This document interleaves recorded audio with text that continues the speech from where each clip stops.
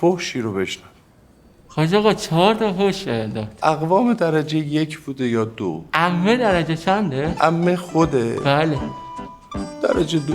پس 2 تا فحش درجه 2، 2 تا درجه 1 حساب کنی. ما این که تو زندگی من باج به کسی ندادم ولی اشکال نداره. فحشی 2 میلیون تومن برای درجه 1، فحشی هم 1 میلیون تومن برای درجه 2. وجدانن کمه. ببین عزیزم، از رأفت من سوء استفاده نکن. خود فروخته. من 35 میلیون تومن پول دادم بابت 3 تا اون اسفید. حاج آقا پس میریم دادسرا تکلیفمون رو روشن میکنیم.